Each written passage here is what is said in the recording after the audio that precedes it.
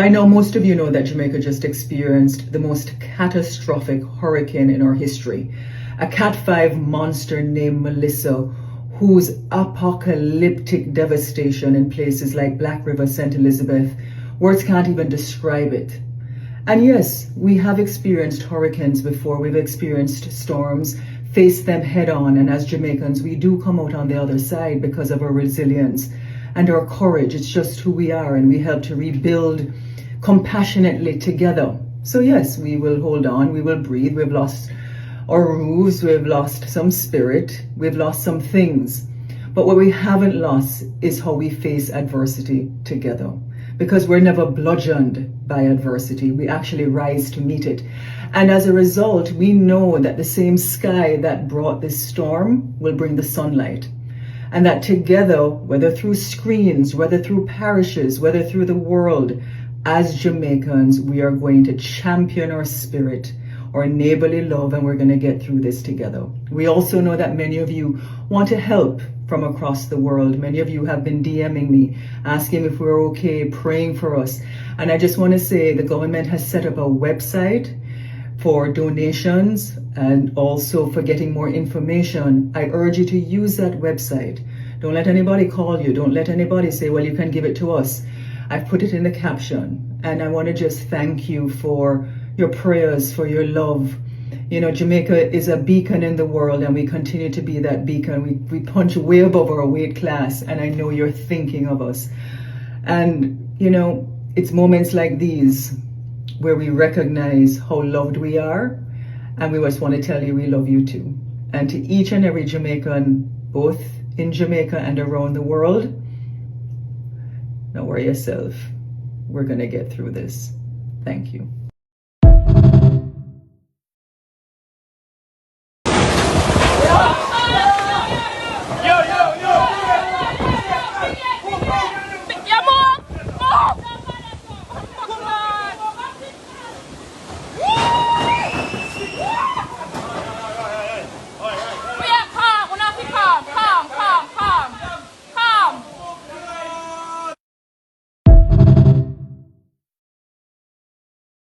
They shooting with tax and amount.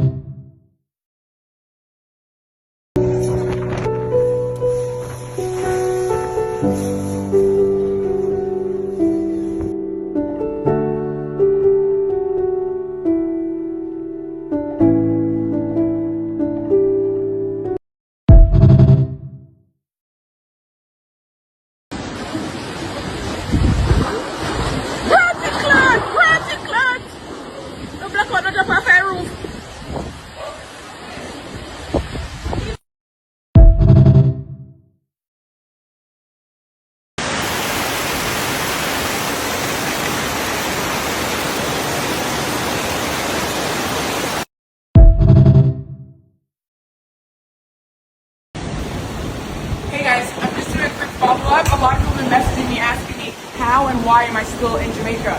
Well, what happened was, when we heard that the storm was coming, which is actually already here, we initially were trying to exit as soon as possible, but the country of Jamaica closed the airport. So not the airline, not American Airlines, not United Airlines, not Delta, the country closed the airports 2 days ago, and they closed all flights that were leaving after 12 p.m. on Sunday.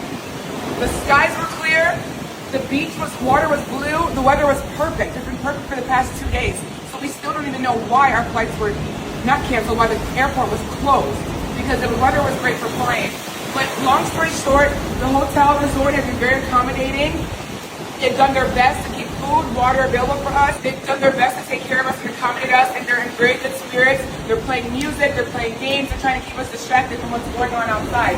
But I'm not here by choice. The country closed the airport, so I'm hoping to leave by Thursday. Stay tuned for more updates.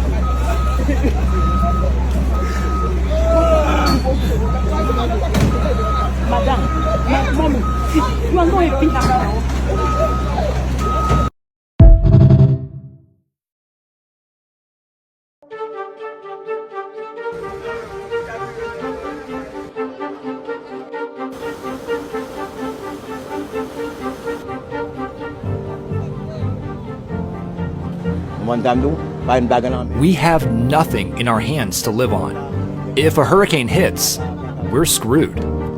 If the hurricane comes on top of all the problems we already have, we'll simply die. My kids, my wife, and my family are somewhere else. We have nothing to eat to survive.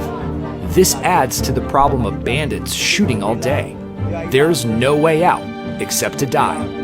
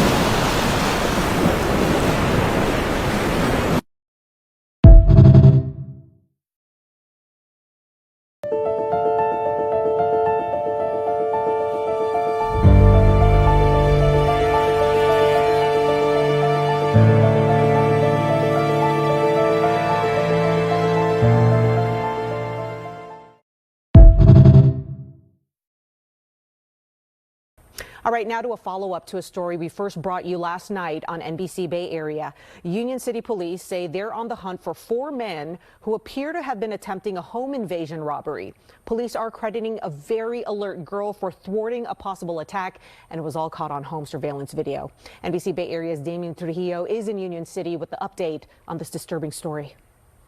Union City Police tell me they are following some very positive leads. Meanwhile, this community is left in shock and disbelief. The surveillance video is disturbing as a young girl is walking out of her home at 7:45 on Friday morning. 4 men with guns jump out of a white car parked across the street and run to her. The alert girl runs back inside and tells her mom to dial 911 because someone is trying to kidnap her. Neighbors today were still shaken by the news. That is so scary. My daughter showed it to me on his phone. That was really scary. I can't believe something like that happened in Union City. That is very scary. Another neighbor wanted to talk but asked us not to show her face. What happened is it's just so sad, and people need to know God so that this will not happen. After investigating, Union City Police say it doesn't appear to be an attempted kidnapping, but rather an attempted robbery. These crews where they're looking for somebody that's outside of residence to, use them to get access into a house for like a home invasion type crime or even like a street level robbery. That appeared to be consistent with what we saw. Police credit the young girl for being alert and thwarting a possible violent confrontation. Just a very, very sharp, very alert and aware of her surroundings. That's, what we try to teach our kids and, even our adults nowadays, with our devices, we can find ourselves, lost in a phone and not paying attention to our surroundings. Police say they are working with surrounding agencies on this investigation and hope to make arrests soon. I hope they find them because there was 5 cops running down this road, and dear God, hope they find like some information on that. A family member told me they're too traumatized to talk right now, but he did ask that all Asians beware, quote, because they're targeting us. A close call averted by an alert young girl. In Union City, Damian Trujillo, NBC Bay Area News.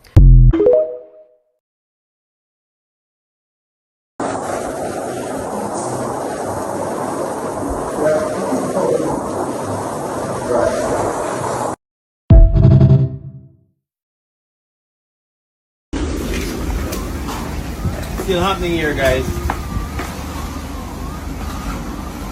The wind has subsided. It has cooled down a little bit, but you would have had to have been here to understand what happened here today. We're trying to save windows. We're trying to save the building, but we're absolutely overwhelmed.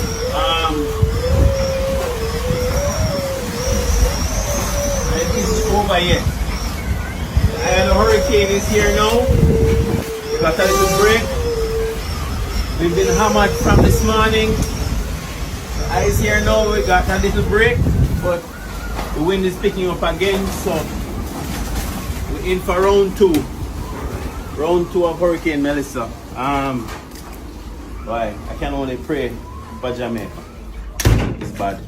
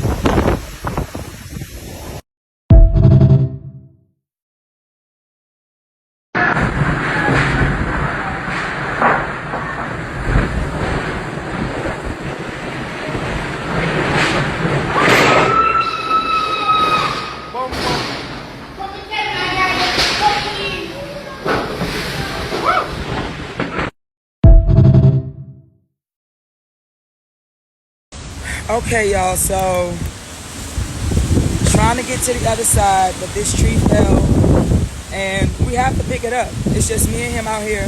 We got to pick it up so that we can cross the road and get to where we need to go.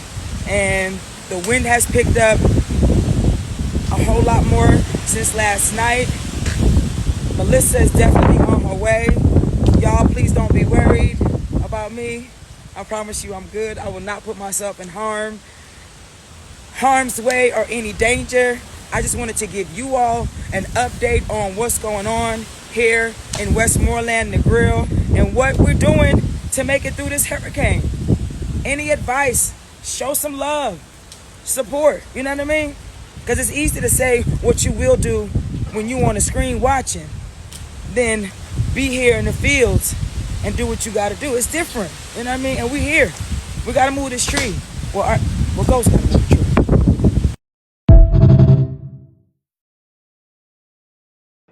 We're here at the Black River Police Station, the divisional headquarters, where the conditions have significantly worsened since our last update. At current, a number of particularly the glass windows to the stations, have been broken, which has now compromised the building to some extent and the contents thereof. We are now experiencing severe weather conditions. We have also have a number of residents living in and around this area that their homes were damaged and they have come to seek refuge. We are prioritizing the safety of every person, including those who came, or police officers, and certainly at this location where we have prisoners in custody. And so the priority at this time is to ensure that no life is lost at this facility. A number of the roads are now impassable and blocked across the parish. Certainly the main road that leads to the Black River Hospital is totally blocked, where we've just looked and seen a vehicle washed along the road in front of the stations. A number of roofs around this area have been lifted totally. The gate to the station is damaged. A number of the vehicles on the property are damaged. And so we're continuing to monitor at this time. Again, our number one priority at this time is to ensure the safety of all the persons who are at this facility, to include our prisoners in custody, our police officers, as well as the citizens who have sought refuge at this location.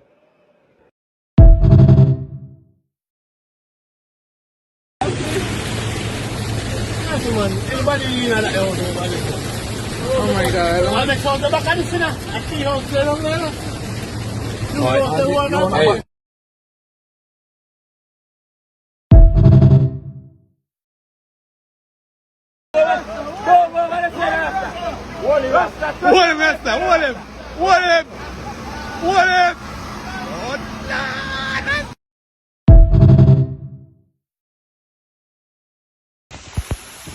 Just want to give you guys a middle of the morning update here. It's about 3:40 a.m. Just taking a walk down by the beach to see what's happening here. Yeah, things are starting to really pick up here. We've chopped this tree down a lot, so hopefully we can be able to save it. I don't want to go too far out here to endanger myself, but I don't know if you can see, but the sea is getting pretty rough. I think for the most part, no, it looks like the northern part of Negril, you guys can't see this, but it looks like the northern part of Negril, the lights are out. We're still on JPS here. We're still on city power. So far so good. But I know we got a few more hours until the storm really hits. But I just wanted to give you guys like a quick update, let you know that we are all good here so far. And just praying that this thing passes over with minimal to no damage. All right, that's a quick update. I'll come back on maybe in a few hours or so if anything changes significantly here. Also want to show you the street while I can. All right, things are picking up a little bit. Pretty quiet out here as far as traffic. I wouldn't imagine I'm driving anywhere during this thing. But lights have been flickering. Still holding strong. We're waiting to turn on our generator until the last minute. But like I said, so far so good. Spoke too soon.